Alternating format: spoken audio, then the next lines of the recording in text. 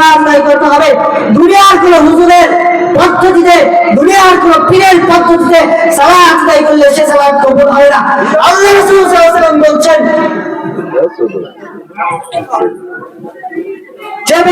আমাকে যেভাবে তোমরা সালাত আদায় করতে দেখছো, আল্লাহ রাসূল সাল্লাল্লাহু আলাইহি ওয়াসাল্লাম বলছেন, বুখারী হাদিস, সাল্লু, তোমরা সালাত আদায় করো কামা রাআইতুমুনি উসাল্লি, যেভাবে তোমরা আমাকে সালাত আদায় করতে দেখছো।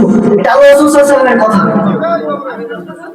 সুতরাং আমরা বুঝতে পারলাম আল্লাহ রাসূল সাল্লাল্লাহু আলাইহি ওয়াসাল্লাম যেভাবে সালাত আদায় করেছে সেভাবেই আমাদেরকে সালাত আদায় করতে হবে। সম্মানিত উপস্থিতি, মনে করেন না কোনো কথা নিজে থেকে বানিয়ে বলছি, প্রত্যেকটা কথার সাথে রেফারেন্স দিচ্ছি, প্রত্যেকটা কথার সাথে হাদিস গ্রন্থের নাম বলছি, প্রত্যেকটা কথার সাথে বলছি কোরআনের কোথায় আছে, কোন সূরায় আছে। সন্দেহ হলে দেখে নেবেন, কিন্তু সত্যকে সত্য বলে স্বীকার করতে হবে। আর যদি আপনি সত্যকে সত্য বলে স্বীকার না করেন তাহলে আপনি অহংকার করলেন। আর হাদিসে এসেছে,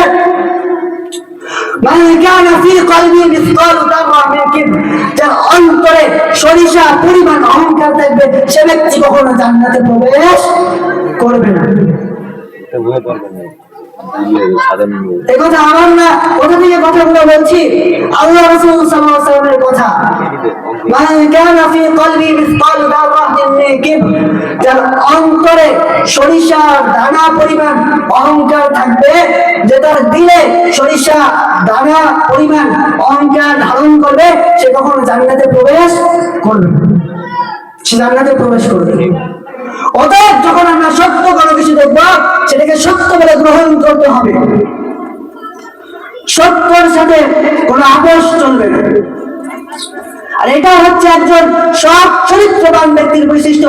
মনে করেন না তাহাজ্জুদ আদায় করলে, পাঁচ ওয়াক্ত সালাত আদায় করলে, ইমামের পিছনে মসজিদের ইমামতি করলে খুব জান্নাতে সবার প্রথম সারিতে যাবেন, আল্লাহ রাসূলের কাছে থাকবেন, এই কথা এই বিষয় চিন্তা করেন না, এই বিষয় নিজের মধ্যে ধারণ করেন না। এই কথা আমার না, আল্লাহ রাসূল সাল্লাল্লাহু আলাইহি ওয়াসাল্লাম বলছেন যে সৎ চরিত্রবান ব্যক্তিরাই কিয়ামতের দিন আল্লাহ রাসূলের সবথেকে প্রিয় পাত্র হবে। এই কথা আপনাকে বুঝতে হবে। আপনার ধারণাকে পরিবর্তন করতে হবে, আপনার ধারণাকে চেঞ্জ করে দুনিয়াতে বিচরণ করতে হবে।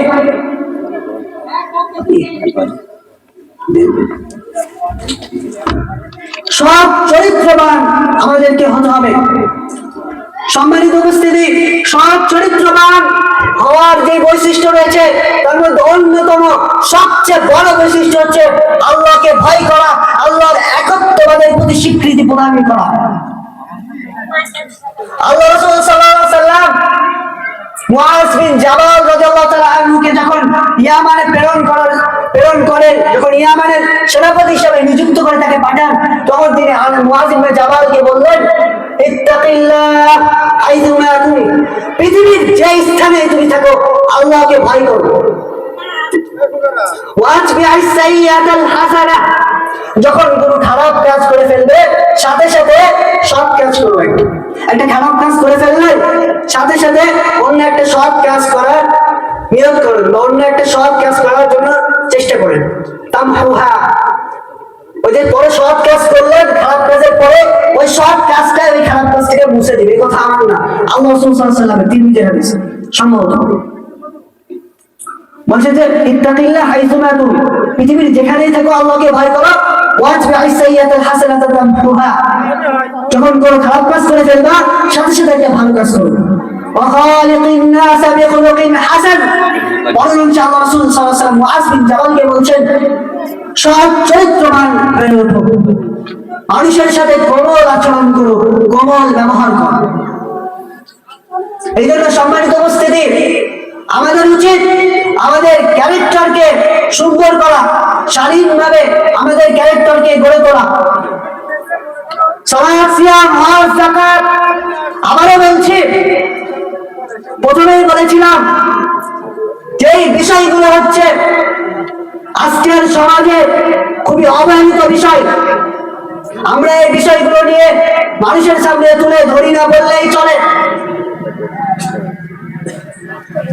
একজন মুমিন, একজন ব্যক্তিকে যদি জান্নাতে প্রবেশ করতে হয় তাহলে সর্বপ্রথম তার সালাতের প্রতি গুরুত্ব আরোপ করতে হবে। আগেই বললাম ডিফারেন্স দিয়ে যে ব্যক্তি সালাত ছেড়ে দিল সে ব্যক্তি কুফরি করলো। তারপরে যদি কিয়ামতের মাঠে আল্লাহ রাসূল সাল্লাল্লাহু আলাইহি ওয়াসাল্লামের নিকটবর্তী থাকতে চাই আমরা, তাহলে আমাদের চরিত্রকে ডেভেলপ করতে হবে, সুন্দর চরিত্রের অধিকারী আমাদেরকে হতে হবে। উল্লেখ করলাম যে সুন্দর চরিত্র যদি আমরা তৈরি করতে যাই, কোন বিষয়গুলো আমাদেরকে বর্জন করতে হবে আর কোন বিষয়গুলো আমাদেরকে আঁকড়ে ধরতে হবে। এখন আসি আমরা আমাদের চরিত্রটাকে কোন ব্যক্তির মতো করে গড়ে তুলব, কোন ব্যক্তির মতো করে আমরা আমাদের চরিত্রটাকে সাজাবো। আজকের এই সমাজে, আজকের এই পৃথিবীতে বিভিন্ন মানুষকে বলতে শোনা যায় আমার আইডল অমুক ব্যক্তি, আমার আইডল জেমস, আমার আইডল শাহরুখ খান, আমার আইডল সালমান খান, আমার আইডল সাকিব আল হাসান। ফুটবলের সময় আসছে জার্সি পরে আমার আইডল মেসি। এগুলো কোন মুসলিমের সন্তানের চিন্তা ভাবনা হতে পারে না। এই কথা আমার না, আল্লাহ তাআলা রাব্বুল আলামিন কুরআন 21 নম্বর পারা 18 নম্বর পৃষ্ঠা 11 নম্বর লাইন সূরাতুল আহজাব আল্লাহ বলছেন লাকাদ কানা লাকুম ফি রাসূলিল্লাহি উসওয়াতুন হাসানাহ মান কানা ইয়ারজুল্লাহ ওয়াল ইয়াউমাল আখির ওয়া যাকারাল্লাহা কাসীরা। আল্লাহ রাসূল সাল্লাল্লাহু আলাইহি ওয়াসাল্লামের জীবনের মধ্যে রয়েছে তোমাদের জন্য উত্তম চরিত্র। এই চরিত্র কাদের জন্য রয়েছে? মান কানা ইউমিনু বিল্লাহি ওয়াল ইয়াউমিল আখির, যারা পরকালের প্রতি বিশ্বাস স্থাপন করে, যারা শেষ দিবসের প্রতি বিশ্বাস স্থাপন করে, ওয়া যাকারাল্লাহা কাসীরা, যারা আল্লাহকে স্মরণ করে। আল্লাহকে স্মরণ করা মানে, আল্লাহকে স্মরণ করা মানে শুধু জিকির করা না।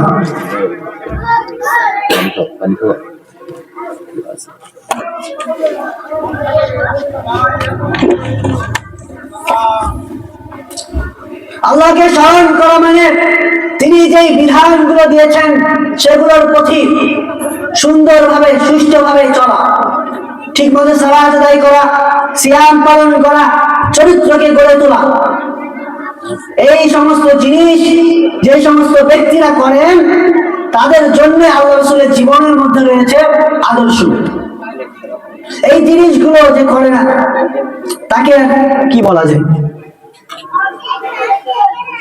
29 নম্বর পারা 4 নম্বর পৃষ্ঠা সূরাতুল কলামের মধ্যে আল্লাহ তাআলা রাব্বুল আলামিন আল্লাহ রাসূল সাল্লাল্লাহু আলাইহি ওয়াসাল্লামকে সুসংবাদ দিয়ে বলছেন ইন্নাকা লাআলা খুলুকিন আযীম। হে নবী, আপনি হচ্ছেন সুমহান চরিত্রের অধিকারী। আমি এটাই বোঝাতে চাচ্ছি কিয়ামতের দিন আল্লাহ রাসূলের নিকটবর্তী এবং জান্নাতে আল্লাহ রাসূলের নিকটবর্তী থাকার জন্য সমস্ত ইবাদতের পাশাপাশি আমাদের চরিত্রকে ডেভেলপ করতে হবে।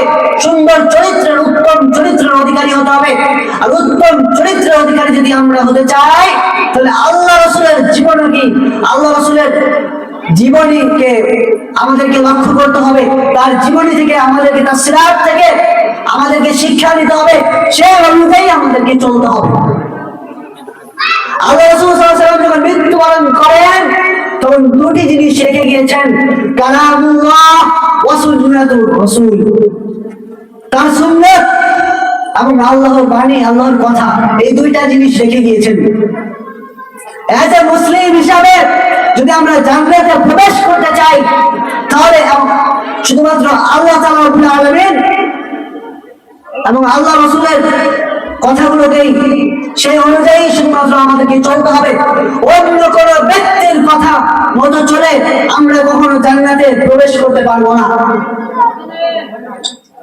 এবং যেটা সত্য সেটাকে সত্য বলে গ্রহণ করতে হবে।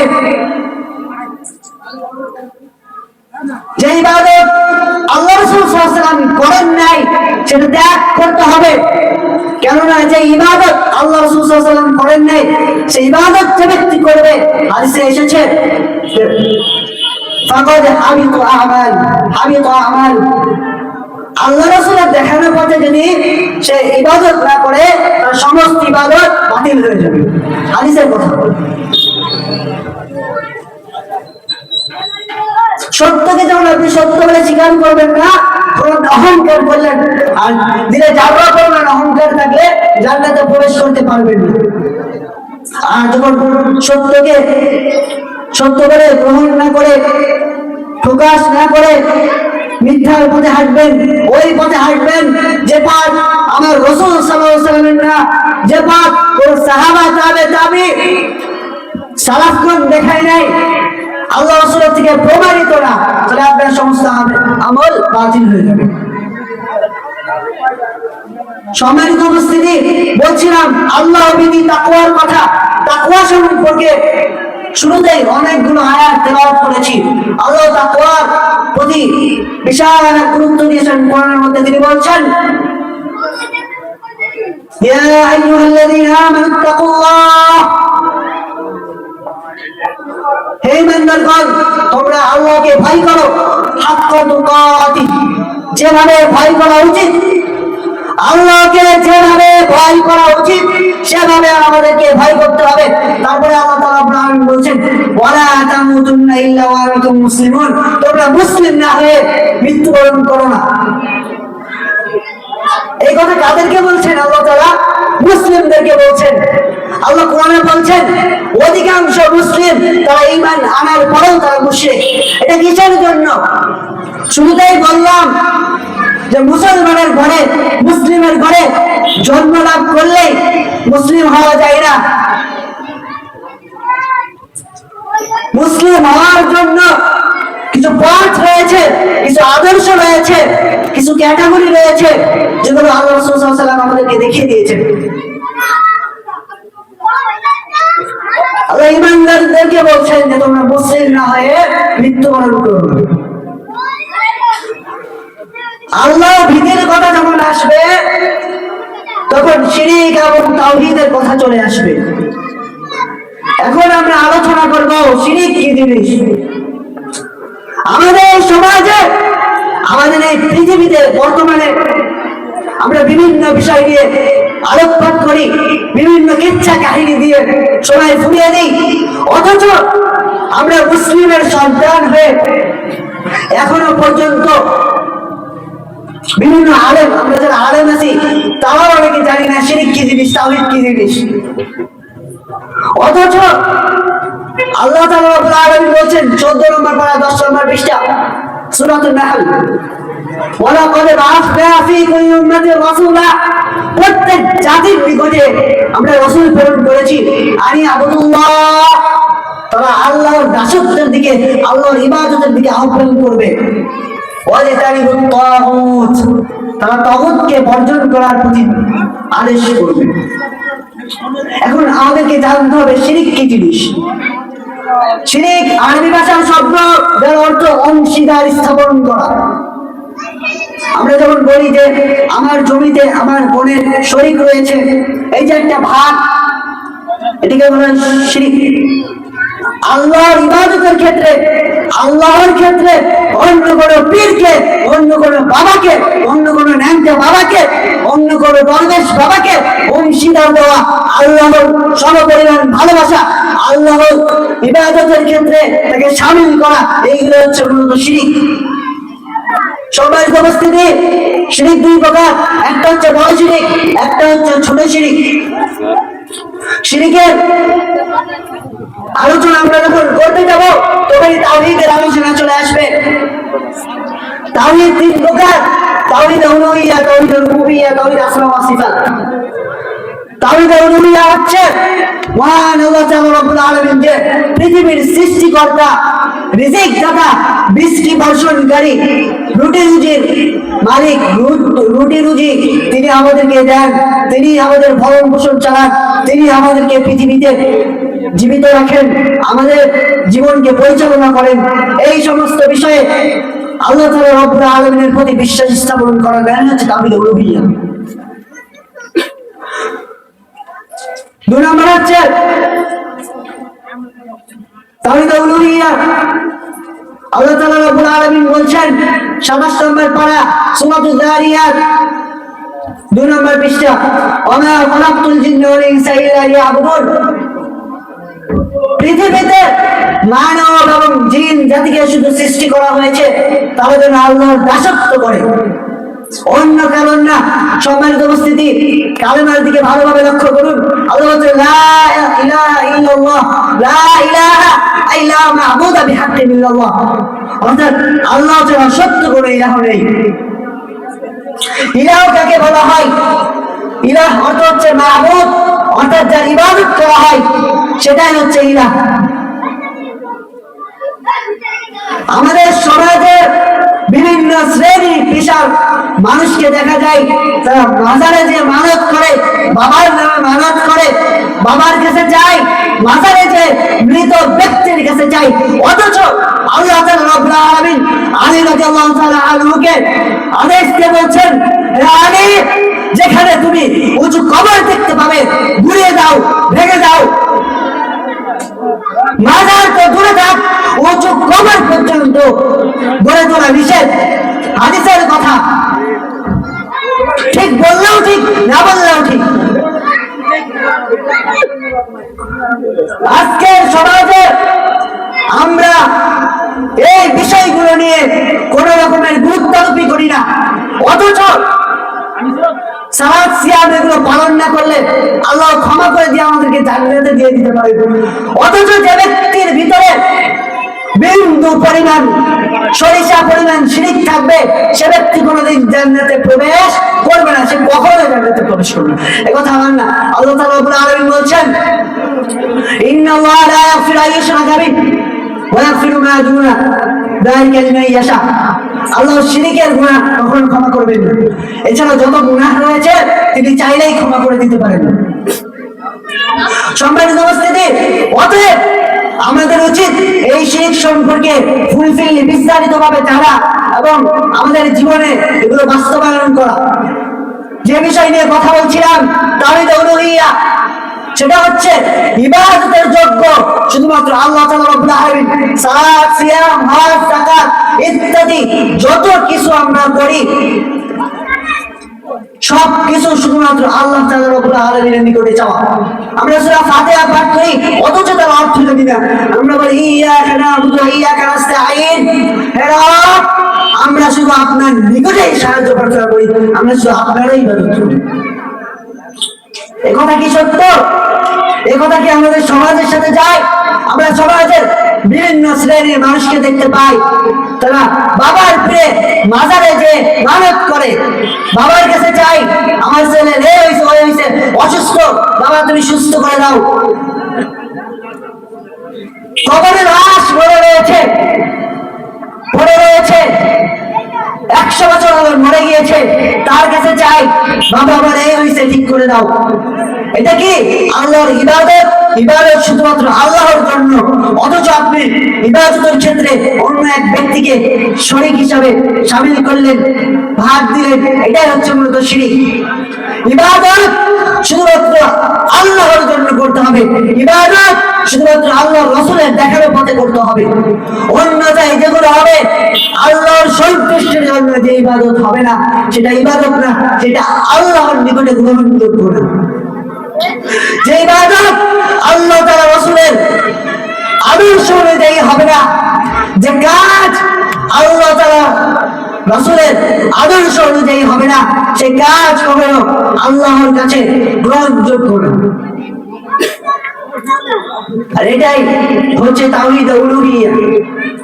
তারপর তাওহীদ আসমা ওয়া সিফাত, আল্লাহ তাআলার যেই নাম এবং গুণাবলীগুলো রয়েছে সেগুলোর প্রতি দৃঢ়ভাবে বিশ্বাস করা।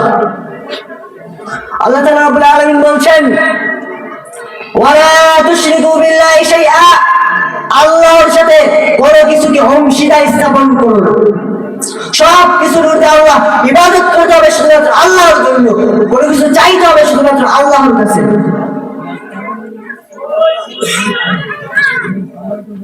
আল্লাহ তাআলা রব্বুল আলামিন বলছেন,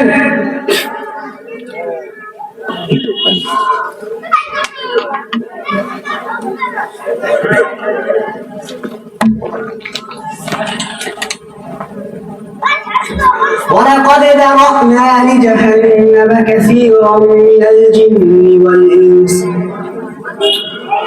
মানুষ এবং জিন জাতির মধ্য থেকে জাহান্নামের জন্য অনেককে প্রস্তুত করা হয়েছে। লাহুম কুলুবুন লা ইয়াফকাহুনা বিহা, তাদের অন্তর রয়েছে, অন্তর দিয়ে তারা বোঝার চেষ্টা করে না। ওয়ালাহুম আ'য়ুনুন লা ইবসিরুনা বিহা, তাদের চক্ষু রয়েছে, তাদেরকে দুটি চক্ষু দেওয়া হয়েছে, তারা সেটা দিয়ে দেখার চেষ্টা করে না। চক্ষু থাকতেও তারা দেখে না। সত্য যখন তাদের সামনে আসে, তারা অহংকার বশত ওই সত্যকে অস্বীকার করে, অহংকার বশত ওই সত্যকে এড়িয়ে চলে। আল্লাহ বলছেন, আফালা ইয়াতাদাব্বারুনাল কুরআনা আম আলা কুলুবিন আকসালুহা, তোমরা কি কোরআনকে অন্তর দিয়ে বোঝার চেষ্টা করবে না? তারপর আবার আল্লাহ বলছেন, লাহুম কুলুবুন লা ইয়াফকাহুনা বিহা ওয়া লাহুম আ'য়ুনুন লা ইবসিরুনা বিহা ওয়া লাহুম আযানুন লা ইয়াসমাউনা বিহা, তাদের দুটি কান রয়েছে, তারা শোনার চেষ্টা করে না। কান থাকতেও তারা শোনার চেষ্টা করে না। সত্য বললে মাথা নিচু করে, সত্য বললে সেটাকে এড়িয়ে চলার চেষ্টা করে। সত্য দেখলে অন্তর থাকতেও সেই সত্য এড়িয়ে গবেষণা করে না। চোখ দিয়ে সত্য দেখলেও সেই সত্যকে এড়িয়ে চলার চেষ্টা করে। সত্য শুনলেও না শোনার ভান করে। আর এটা ছিল পূর্বেকার কাফের মুশরিকদের অভ্যাস। নূহ আলাইহিস সালামের যুগে, মুসা আলাইহিস সালামের যুগে তারা যখন ব্যক্তিবর্গদেরকে ইসলামের দিকে আহ্বান করতেন, বিভিন্ন দিন ইসলামের কথা বলতেন, তখন তারা তাদের কানের মধ্যে আঙ্গুল এন্ট্রি করতো প্রবেশ করার জন্য। এখন এটা এমন একটা যুগ, কানের মধ্যে আঙ্গুল প্রবেশ না করলেও এমন ব্যবহার করে, সত্য দেখলে জাহিলিয়াত যুগকেও, ওই যুগকেও হার মানায়। সম্মানিত উপস্থিতি, যেটা বোঝাতে যাচ্ছি, সত্যকে সত্য বলে গ্রহণ করতে হবে। সত্যকে যখন সত্য বলে গ্রহণ করবেন না, তখন আপনি অহংকার লালন করলেন আপনার অন্তরে। আর যখন আপনার অন্তরে আপনি সরিষা পরিমাণ অহংকার লালন করবেন, জান্নাত আপনার জন্য হারাম হয়ে যাবে। আর অহংকার করা কখনো কোনো সৎ চরিত্রবান ব্যক্তিবর্গের অভ্যাস, হ্যাবিট হতে পারে না। সম্মানিত উপস্থিতি, আজকের সমাজে